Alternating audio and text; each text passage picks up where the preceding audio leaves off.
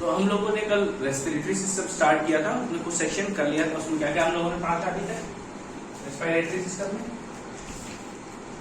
Type पढ़ा था, aerobic, anaerobic. पहले तो रेस्पिरेशन पढ़ा था, क्या होता है? Break down of glucose with the help of oxygen. फिर उसमें हमें क्या CO2, H2 और ATP बाई प्रोडक्ट्स मिलते हैं।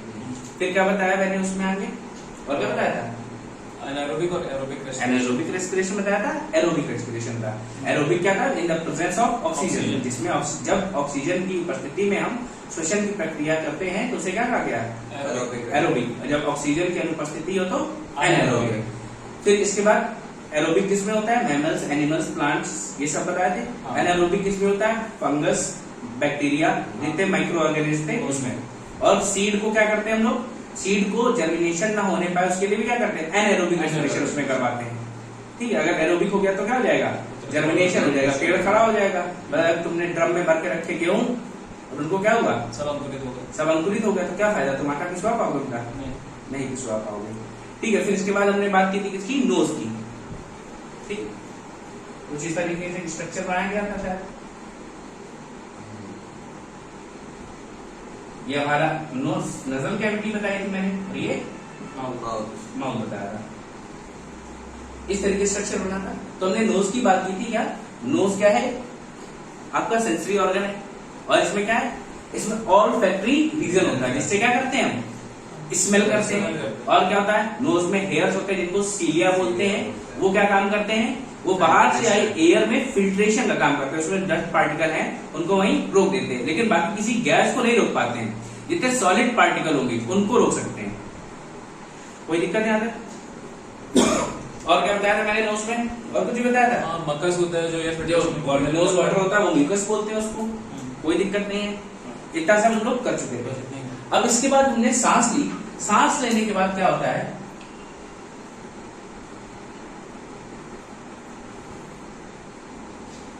जब एयर हमने अंदर लेने के बाद यहां पे क्या होता है? यहां पे एक ऑर्गन होता है जिसको बोलते हैं फेरेंक्स, या हिंदी में बोलते हैं इसको ग्रसनी। ठीक है, तो अब चाहे आप खाना खाओ या सांस लो, ये फूड पाइप जाने से पहले या विंड पाइप में जाने से पहले उसको एक कॉमन पाथ से गुजरना पड़ता है। और वो कॉमन पाथ क्या है? ये फेरेंक्स है। समझे? आपने खाना खाया मतलब क्या है? फूड पाइप और विंड पाइप के जस्ट ऊपर होगा। कोई दिक्कत? तो इस क्या है? ये कॉमन पार्ट फेरेंक्स,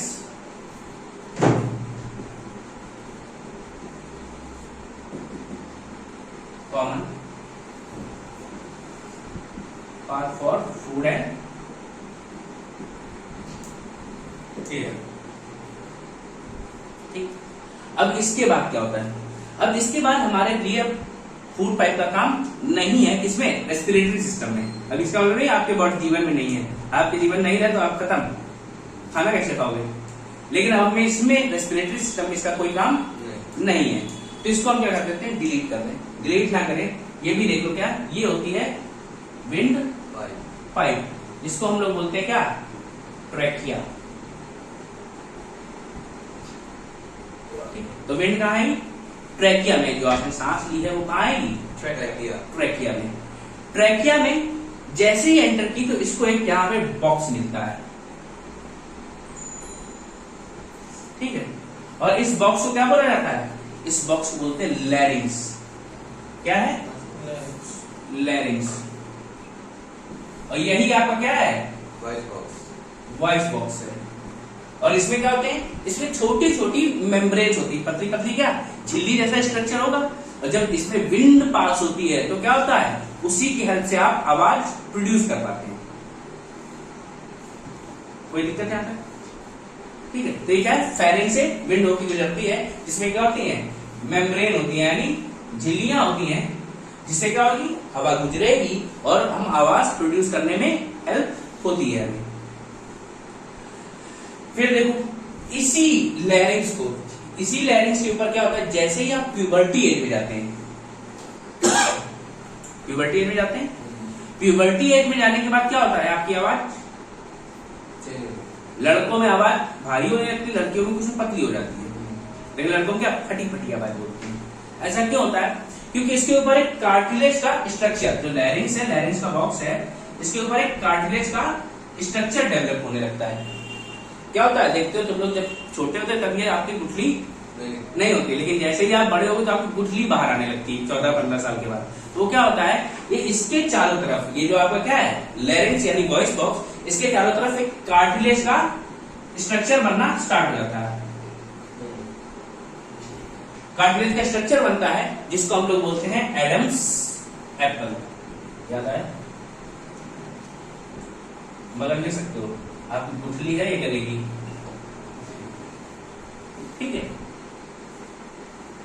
और क्या, अभी जो लैरिंग्स है, लैरिंग्स में फीमेल्स में छोटा होता है, कितना होता है 12 से 14 mm तक होता है, और मेल्स में कितना होता है 15 से 20 mm तक होता है।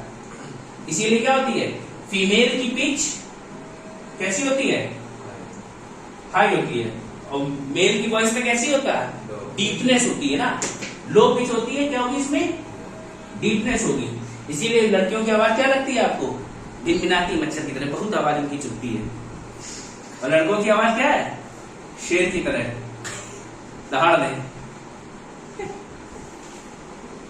कोई दिक्कत है? क्या हुआ, आपने सांस ली, नाक से गुजरी, फेरिंग्स से गुजर के हुए कहां गई, लैरिंग्स में। लैरिंग्स से क्या होता है, वॉइस प्रोड्यूस होती है, इसी को हम लोग वॉइस बॉक्स बोलते हैं। इसमें क्या होता है, फीमेल का साइज 12 से 14 mm होता है, और मेल्स में 15 से 20 mm होता है, ठीक है। फिर जैसे ही आप प्यूबर्टी एज में बढ़ते हैं, तो प्यूबर्टी एज में क्या होता है, आपके जो लैरिंग्स और वॉइस बॉक्स है, इसके ऊपर कार्टिलेज का एक स्ट्रक्चर बनना स्टार्ट हो जाता है। उसी कार्टिलेज के स्ट्रक्चर को हम लोग किस नाम से जानते हैं, एडम्स एप्पल। कोई दिक्कत? अब देखो क्या है, ये आपकी जो विंड पाइप है, मनुष्य होता है बेवकूफ टाइप का आदमी, उसका बस चले तो एक बार में ढेर सारा खाना खा ले, एक बार में ढेर सारी सांस ले ली, तो जितना क्या हो जोर से, कई बार तुमने देखा क्या, तो जोर से लोग सांस लेते जा रहे हैं, जितनी उनकी दम है पूरी ले ली। भाई विंड पाइप क्या है, मस्कुलर ऑर्गन है, पतला सा। अगर तुम ज्यादा जोर से सांस ले लो तो प्रेशर विंड का बढ़ेगा कि नहीं बढ़ेगा, फट भी सकती है, फट सकती है। लेकिन इसको फटने से बचाने के लिए यहाँ पे कार्टिलेज का सी स्ट्रक्चर होता है, ऐसे सी टाइप का स्ट्रक्चर होता है कार्टिलेज का, जिन कार्टिलेज को बोला जाता है हाइलाइन कार्टिलेजेस। किस शेप की होती हैं, सी शेप की होती हैं। ये आपकी क्या करती हैं, they protect the windpipe, ठीक है, gives protection to windpipe, या आप क्या लिख सकते हो, ट्रैकिया। कोई दिक्कत है? इसको नोट कर लो।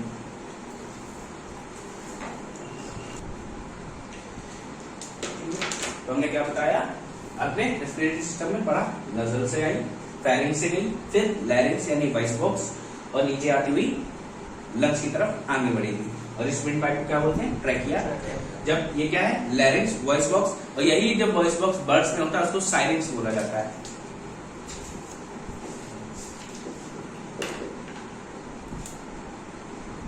बर्ड्स में भी जो चहचहाती है ना चिड़िया, तो जो चिड़िया चहचहाना होता है उनमें भी एक साउंड बॉक्स होता है, इसको बोलते हैं साइलेंस, ठीक है। और ये जो आपका क्या है, इसी प्यूबर्टी एज में क्या होता है, इस लैरिंग्स के ऊपर कार्टिलेज का डेवलपमेंट होता है, जिसको क्या बोलते हैं हम लोग, एडम्स एप्पल।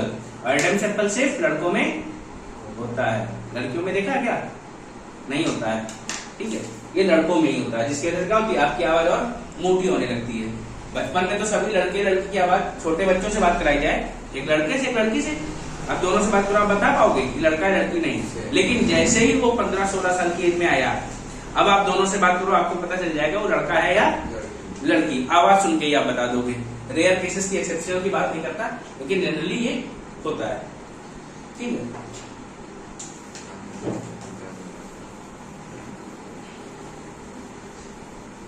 आपके जितने भी स्वर आ रहे हैं, सारे गा मा पा धा नी सा, कहां से आते हैं, वॉइस बॉक्स से। जो गाने वाने सुनते, ध्यान रखो भैया, इसका ख्याल रखो, गाना गाना है तो इसको स्वस्थ होना जरूरी है। जब आपका थ्रोट कैंसर होता है तो इसी में हो जाता है, लोग बोल नहीं पाते हैं। क्यों? क्योंकि क्या होता है, उसका फेरिंग्स लैरिंग्स निकाल के अलग कर दिया जाता है काट के। अब अगला क्या है भैया, हमने क्या पढ़ा? थोड़ा और क्या?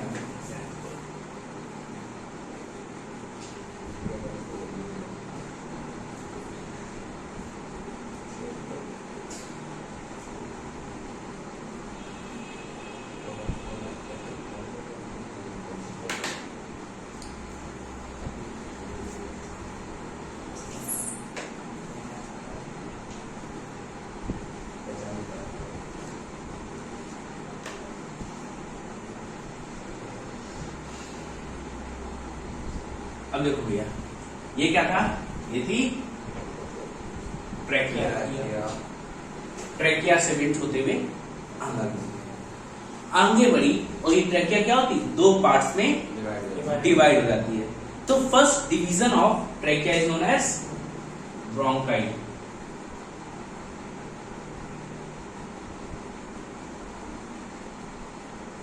ब्रोंकाई, और ये क्या करती है? विंड को लेके आ रही कहां तक? लंग्स तक। अब लंग्स की बात करें तो स्टडी ऑफ लंग्स क्या बोलते हैं? पल्मोनोलॉजी। कोई दिक्कत? ये मस्कुलर ऑर्गन है या हड्डियां होती है इसमें? ये भैया एक मस्कुलर ऑर्गन है। क्या है? ये पेशी अंग है।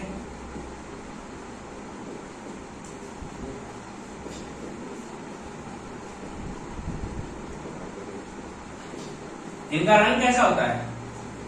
अगर भैया आपके लंग्स कोई गलत हरकत आप नहीं करते हैं तो इनका कलर होता है पिंक। बट अगर आपने कुछ गलत आदतें पाल रखी हैं तो इनका कलर हो जाएगा ब्राउन। ब्राउन या ब्लैक। ठीक है। वेट कितना होता है? 1.3 से 1.5 केजी। कोई दिक्कत नहीं आता? अब आपसे इनकी लोकेशन पूछ ले। लोकेशन क्या है, कहां पे पाए जाते हैं? तो आपके भैया चेस्ट है। चेस्ट में क्या है? रिब्स है। रिब्स के अंदर पाए जाते हैं। कुछ कभी कभी लिख देता बिहाइंड द रिब्स, मतलब आगे वाली रिब्स के अंदर होगा। ठीक है। कहां पाए जाएंगे? Behind ribs. और इस स्पेस को बोलते हैं थोरेसिक कैविटी। ठीक है। जहाँ पे स्पेस है चेस्ट में, इसको क्या बोला जाता है? Thoracic cavity. अब भैया देखो, जो आपका राइट लंग है वो बिग इन साइज, बड़ा होता है। जो लेफ्ट लंग है वो क्या होता है? Small in size. ऐसा क्यों होता है? क्योंकि भैया इसमें कार्डियक नोच भी तो है, जहां पे हार्ट को लगना है। स्पेस इसी में, तो भाई छोटा तो हो ही जाएगा। कोई दिक्कत नहीं आता। तो भैया स्टडी ऑफ लंग्स पल्मोनोलॉजी। कैसा अंग है? Muscular. Colour? Weight? 1.5। Location? Thoracic cavity. Right lung बड़ा होगा, लेफ्ट लंग छोटा होगा। अब देखो, अब खेल शुरू हुआ क्या? इसके बाद ये जो लंग है इसके चारों तरफ पाई जाती है एक कवरिंग।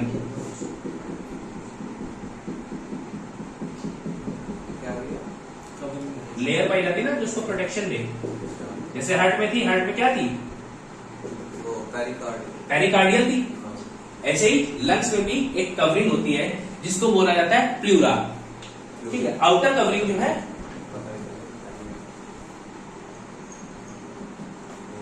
इसमें भी 2 लेयर होती है।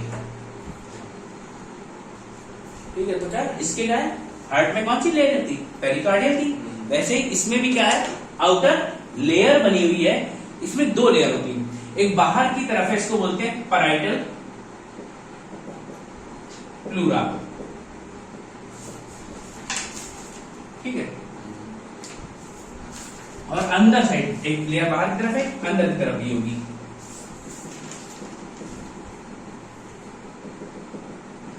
इसको बोला जाता है विसरल प्लूरा। क्या बोलेंगे इसको? Visceral pleura. अब इन दोनों जो लेयर्स हैं इनके बीच में एक फ्लूइड बना होता है, उसको क्या कहा जाएगा? Pleural fluid.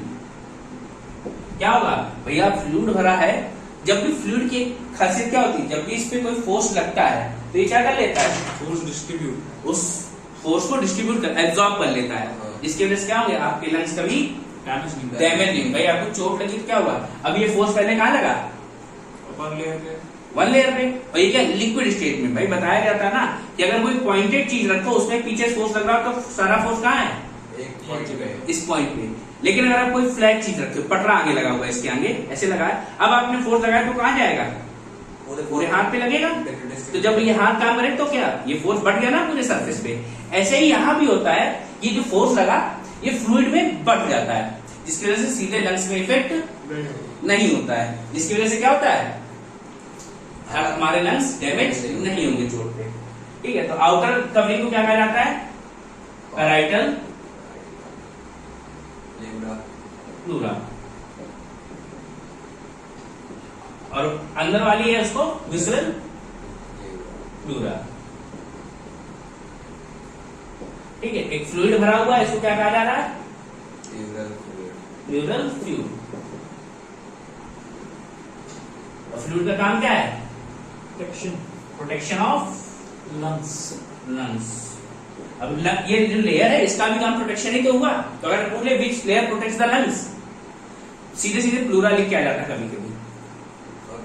ठीक है, तो प्लूरा याद रखना है, प्लूरा दो टाइप में है, एक आउटर कवरिंग है पैराइटल, एक इनर है विसरल।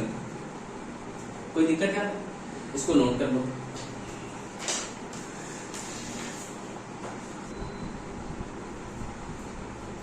ठीक है भैया, तो क्या study of lungs pulmonology muscular organ है। ठीक है, कलर इसका पेज है, वेट 1.5 किलो तक होता है, लोकेशन रिब्स के पीछे, जिसको थोरेसिक कैविटी कहते हैं। राइट लंग बड़ा होता है, लेफ्ट लंग छोटा होता है। आउटर कवरिंग को प्लूरा कहा जाता है, तो दो पार्ट में होती है, पैराइटल और विसरल। ठीक है, फ्लूइड इसमें भरा होता है, जिसको बोला जाता है प्लूरल फ्लूइड।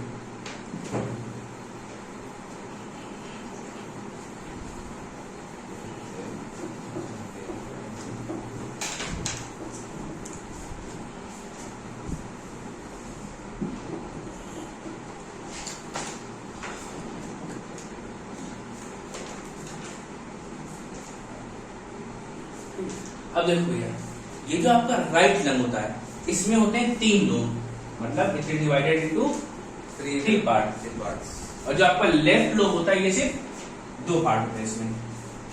ठीक है, तो right lung has 3 lobes and left lung has 2 lobes। ठीक है, इसीलिए राइट क्या है, बड़ा है, लेफ्ट छोटा है।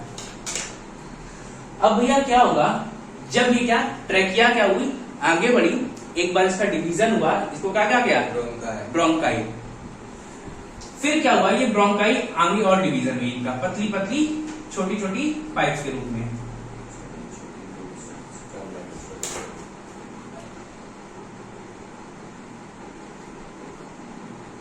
ठीक है, और इनको क्या कहा गया, इनको कहा गया ब्रोंक्यूलस। तो जब ब्रोंकाई का फर्दर डिवीजन होता है क्या कहा जाता है, ब्रोंक्यूलस।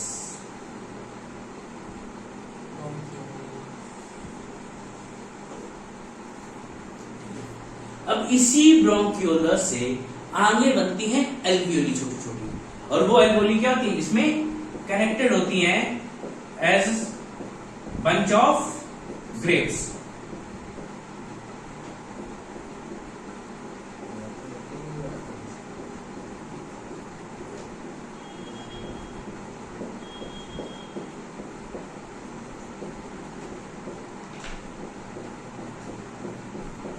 ऐसे क्या रखा होता है, इसमें एल्वियोलीज होती हैं।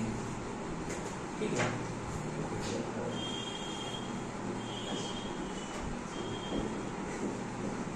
एल्वियोली, और यही क्या है, ये आपके रेस्पिरेटरी सिस्टम की सबसे छोटी यूनिट है। अगर आपसे पूछेगा which is the main part of respiratory system, then it is lung. भाई ऑर्गन की बात करें तो लंग होगा, लंग के बिना कुछ हो नहीं सकता, क्योंकि लंग में ही सब कुछ है। अगर पूछा जाए सबसे छोटी या structural and functional unit of respiratory system, तो ये क्या रहेगी? एल्वियोली। अब एल्वियोली क्या है उससे पहले देखो, ये जो बीच में स्पेस है, दोनों लंग्स के बीच में स्पेस दिख रहा है, इसको बोलते हैं मीडिया स्टेनम।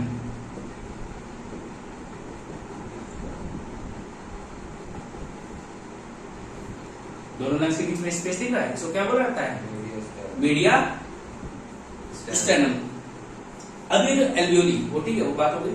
अब देखो आ गए वापस एल्वियोली पे आ गए। एल्वियोली का स्ट्रक्चर कुछ आपको ऐसे दिखाई देगा। अब एल्वियोली में क्या काम होगा? एल्वियोली में अंदर होती है स्पेस, खाली स्थान होता है, और खाली स्थान में कुछ ना कुछ भरेगा।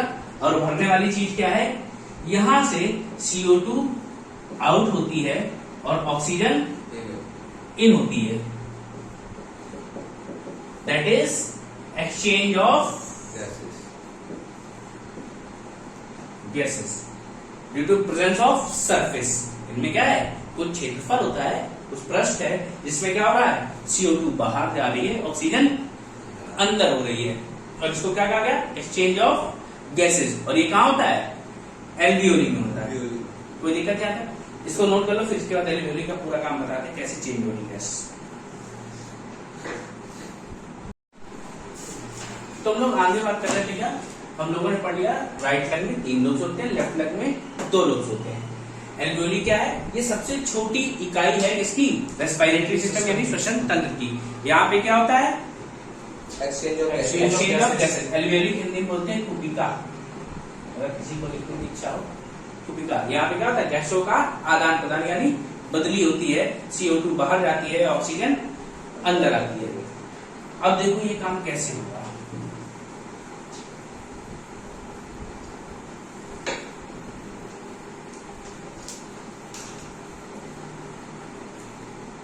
अच्छा, प्यूरिफिकेशन ऑफ ब्लड तुमने पढ़ा था, तो कैसे पढ़ा था?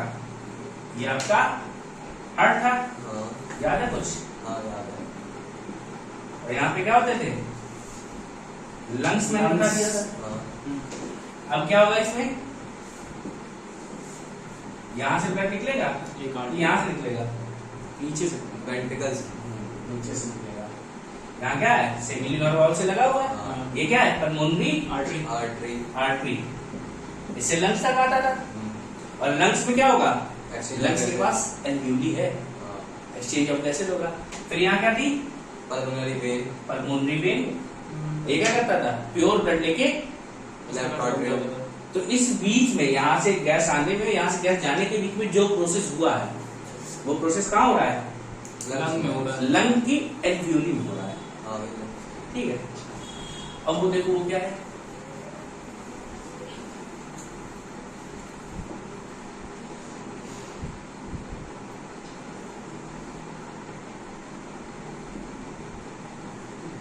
ये क्या है? आपकी एल्वियोली मान लो इसको, ठीक है। लेट एल्वियोली में क्या है? अब एल्वियोली में क्या आता है? गैस। और गैस कौन सी आती है? CO2। हमारे ऑर्गन से आती है CO2। हाँ। और बाहर से O2 CO2 भी आती है। दोनों आई। हाँ। इधर से आएगी CO2 और इधर से क्या आएगी? O2। ठीक, दोनों गैसेज आई, लेकिन क्या अंदर क्या था? अंदर CO2 का अमाउंट ज्यादा था और ऑक्सीजन का अमाउंट कम था। और बाहर के एटमॉस्फेयर में ऑक्सीजन का अमाउंट ज्यादा है और अंदर कम है। बॉयल भैया ने क्या ला दिया है? बॉयल साहब का नाम सुना फिजिक्स में? क्या कहते हैं?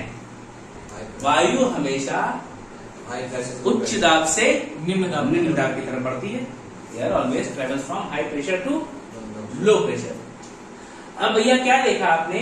अंदर CO2 के मॉलिक्यूल्स ज्यादा थे और ऑक्सीजन के कम थे। तब ऑक्सीजन के ज्यादा है तो CO2 के ज्यादा मॉलिक्यूल्स है, तो CO2 का प्रेशर कैसा होगा? अंदर हाई होगा। बाहर क्या था? ऑक्सीजन के मॉलिक्यूल्स ज्यादा थे, तो उसका प्रेशर बाहर हाई ज्यादा है बाहर, हाँ, तो क्या करेगा वो अंदर की तरफ पास करने की कोशिश करेगा। तो इसी प्रोसेस में क्या होगा, जब यहाँ CO2 ज्यादा है और यहाँ O2 ज्यादा है बाहर, तो बाहर से अंदर क्या आई O2 और अंदर से बाहर CO2। यहाँ CO2 भरी थी, ये क्या हुई, ये बाहर की तरफ निकल पड़ी क्योंकि यहाँ ज्यादा थी और बाहर O2 ज्यादा थी, वो अंदर की तरफ आ गई। तो इसी प्रोसेस को क्या बोलते हैं, एक्सचेंज ऑफ गैसेस। और साइंटिफिक लैंग्वेज में बोले इट इज डिफ्यूजन, यानी विसरण की प्रक्रिया। ठीक है, एल्वियोली में कौन सा प्रोसेस होता है, डिफ्यूजन होता है, जिससे क्या होगा CO2 बाहर जाएगी, ऑक्सीजन अंदर आएगी। कोई दिक्कत यहां तक, ना समझ आया तो बताओ। ठीक है, तो फिर क्या होगा यहाँ पे CO2 आउट हो जाएगी, ऑक्सीजन इन हो जाएगी। ठीक है, इसको नोट करो, फिर एक चार्ट बनवाते हैं। और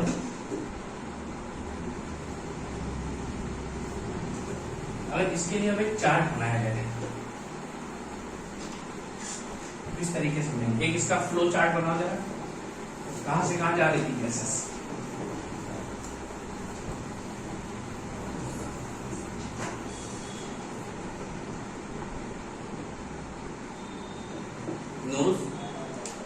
नोज से फेरिंक्स, फेरिंक्स से ट्रैकिया, ट्रैकिया में लैरिंक्स। ठीक है, लैरिंक्स के बाद ब्रोंकाई, ब्रोंकाई से ब्रोंक्यूलस, ब्रोंक्यूलस से एल्वियोली, एल्वियोली में क्या हुआ, इन। अब ये ब्लड आपका कैसा हो गया, प्योर हो गया। प्योर होने के बाद कहां जाएगा, पल्मोनरी वेन में, पल्मोनरी वेन से लेफ्ट ऑरिकल, फिर लेफ्ट वेंट्रिकल, याद है ना, लेफ्ट वेंट्रिकल से अरोटा, अरोटा से पूरे बॉडी। तो कुछ इस तरीके का एक चार्ट बन जाता है। ठीक है, तो आप इसको बना सकते हैं। अब इसके बाद भैया एक शरीर का और अंग है जिसको बोलते हैं डायफ्राम। याद है, कभी पढ़ा हो शायद,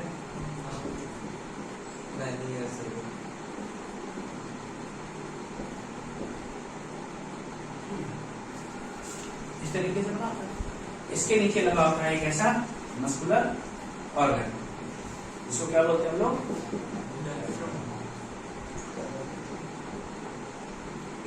तो ये कैसा है, it is a muscular organ. भैया इसमें कोई हड्डियां नहीं होती। अब दूसरी बात, आपका जो रेस्पिरेशन है यानी ब्रीथिंग रेट है, वो कौन रेगुलेट करेगा, सही है, it regulates the breathing rate. आप कितना एक्सहेल कर रहे हो या इनहेल कर रहे हो, तो लिख सकते हो इट रेगुलेट्स द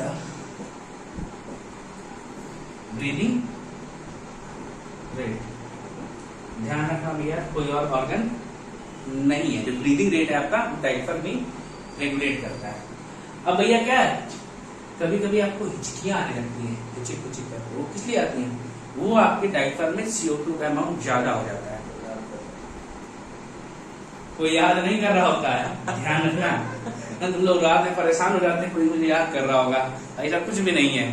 तो आपके क्या हुआ, डायफ्राम में CO2 का अमाउंट बढ़ गया। और ऐसी स्थिति क्या होता है, अगर आपको पानी ना मिला तो आप लंबी लंबी सांसें लें तो क्या होगा, आपकी हिचकी आना बंद हो जाएंगी। नोट करो। और भी क्या करेगा, it separates the abdominal cavity from thoracic cavity.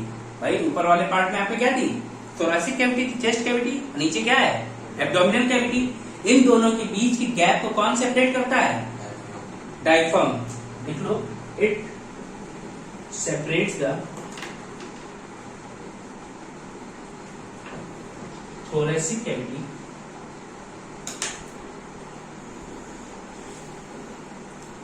and abdominal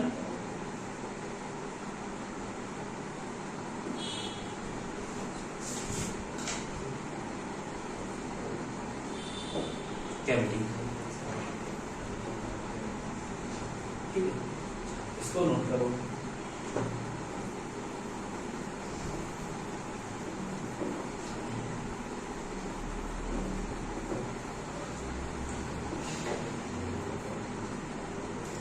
अब ये डालो की पॉइंट्स।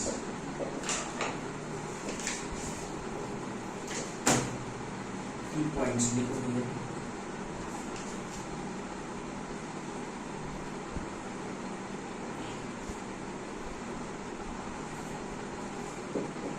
तो सबसे पहले आपका रेस्पिरेटरी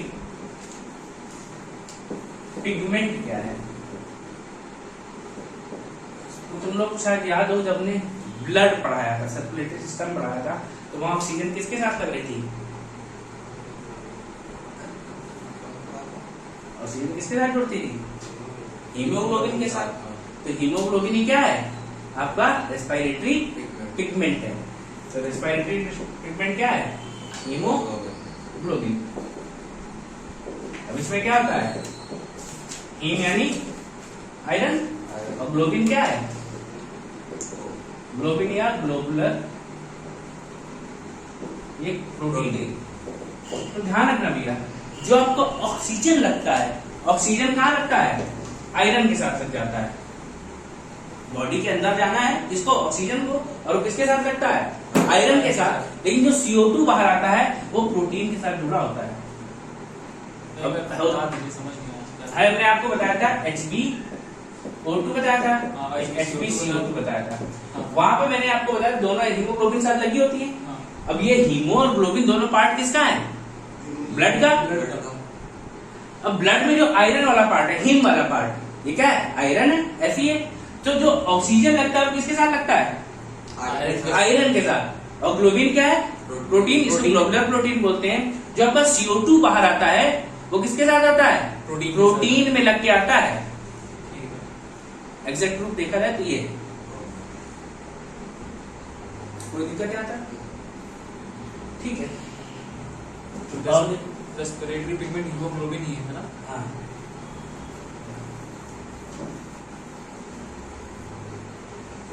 ठीक है। दूसरे फाइलम की बात करें तो आपको मैंने बताया था कुछ फिशेस में क्या है, कॉकरोच में अलग होता है कलर, और ऑक्टोपस में अलग होता है। जो ऑर्थोपोडा एंड मोलस्का, इनका नाम सुना है? दो फाइलम होते हैं। इन फाइलम में जो आपका रेस्पिरेटरी पिगमेंट है वो होता है हीमोसाइनिन।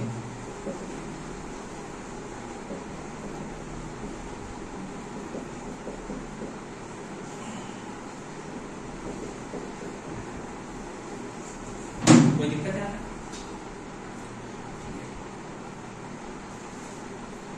और देखो, अब हम लोग 1 मिनट में कितनी बार सांस लेते हैं?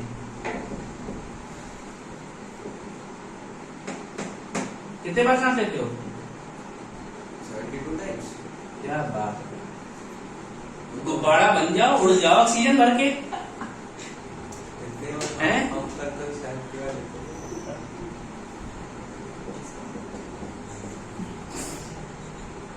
12 से 16 बार। और बच्चों में ये 20 बार होता है।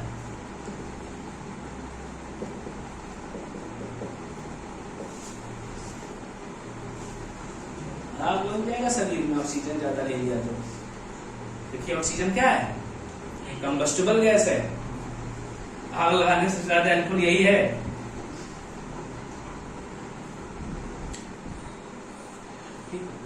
अब इसके बाद देखो आप एड कर लो रेस्पिरेटरी वॉल्यूम, या जिसको बोलते हैं टाइडल वॉल्यूम।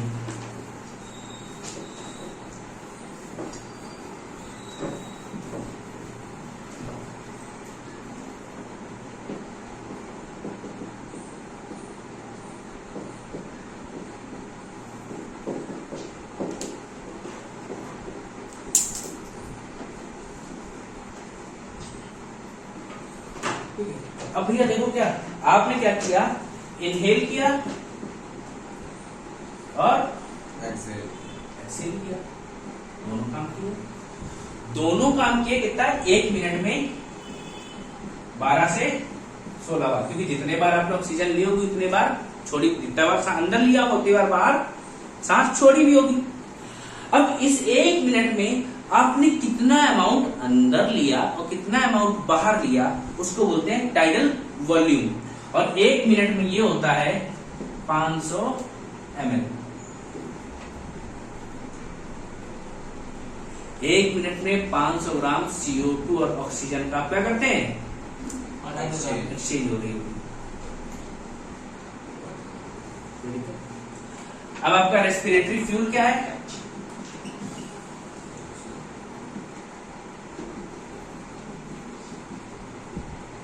ग्लूकोज। भैया ग्लूकोज ही तो टूट रहा है, वही क्या आपका रेस्पिरेटरी फ्यूल है। और रेस्पिरेशन में आपके बाई प्रोडक्ट क्या बनते हैं, carbon dioxide, carbon dioxide, RTP and ATP. CO2 H2O plus ATP। और सबसे इंपॉर्टेंट क्या है, ATP। ATP का full form adenosine triphosphate. Adenosine triphosphate.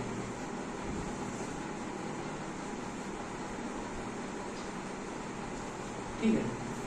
अब एक बात भैया, और आपका रेस्पिरेशन नापना है, इसके लिए इंस्ट्रूमेंट कौन सा यूज किया जाता है, उसको बोलते हैं स्पायरोमीटर।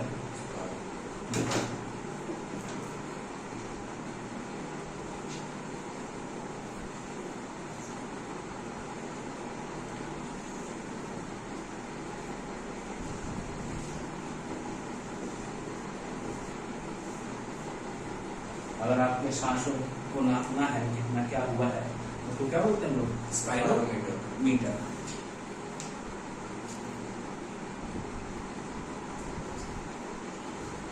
आगे बढ़े, ये बताओ भैया, आपका जो रेस्पिरेटरी प्रोसेस है उसको कौन कंट्रोल करता है और रेस्पिरेटरी सिस्टम को कौन कंट्रोल करता है। ध्यान रखना, रेस्पिरेटरी प्रोसेस और रेस्पिरेटरी सिस्टम दो अलग अलग चीजें हो जाएंगी। अगर आपको बोल दिया कि रेस्पिरेटरी प्रोसेस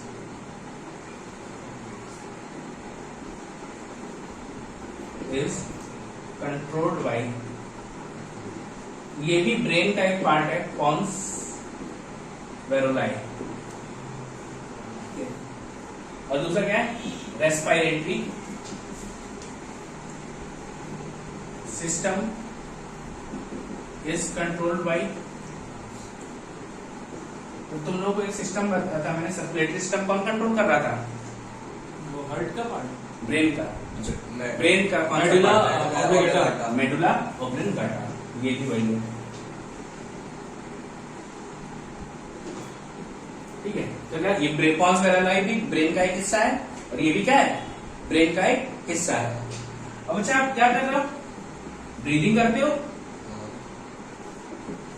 एक बार इनहेल, एक बार एक्सहेल।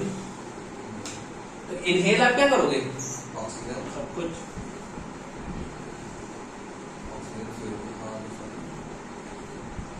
नाइट्रोजन करोगे, और जितनी भी गैसेज है एटमॉस्फेयर में आप सबकी सब करोगे।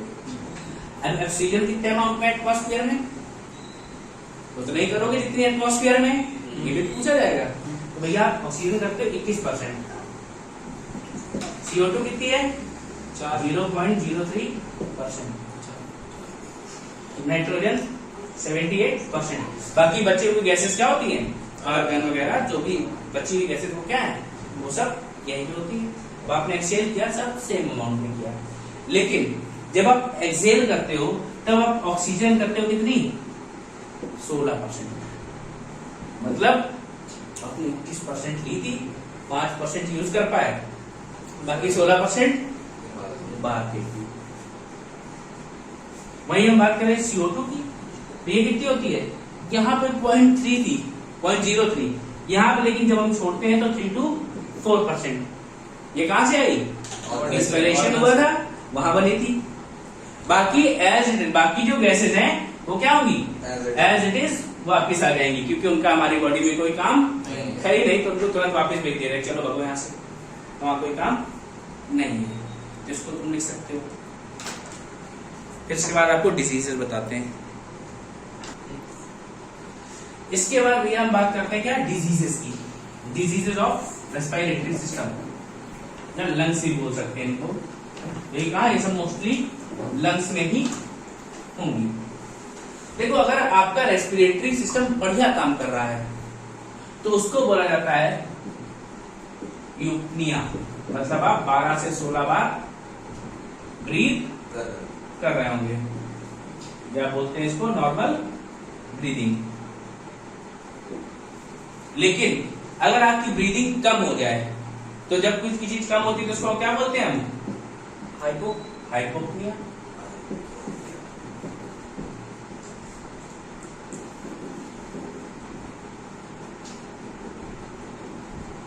सांस लेने की गति, अगर आपकी दर कम हो जाए तो क्या, हाइपोपनिया। लेकिन वहीं आपकी सांस लेने की दर बढ़ जाए तो हाइपरनिया। हाइपरनिया। क्या है, इंक्रीज इन ब्रीथिंग रेट।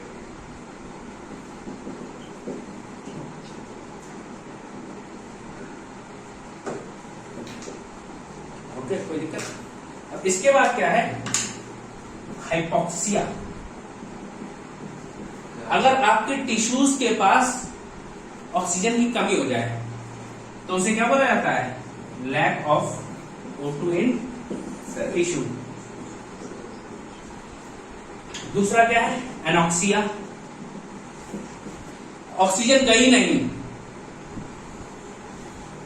क्या होगा, ऑक्सीजन जब नहीं जाएगी, यहां तो जाती, कमी थी टिश्यू के पास, यहां तो लेकिन ऑक्सीजन गई नहीं, जीरो ऑक्सीजन टू इन टिश्यूज, इसे क्या कहा जाता है, एनॉक्सिया। एनॉक्सिया। ठीक है, फिर इसके बाद एक और देखो, M5 सेमा। इसमें क्या होता है, आपकी जो ब्रोंकाइटिस होती है, ब्रोंकाइट होती है, उनमें कॉन्ट्रेक्शन स्टार्ट हो जाता है, मतलब सिकुड़ना स्टार्ट हो जाती है। इससे क्या होगी, आपको सांस लेने में दिक्कत होगी, आपके सांसों में प्रॉब्लम है। ऑक्सीजन की कमी हो जाएगी। ठीक है, और इसी से आगे करके डिजीज होती क्या, ब्रोंकाइटिस। शाहरुख खान साहब को है, अच्छा, ठीक है।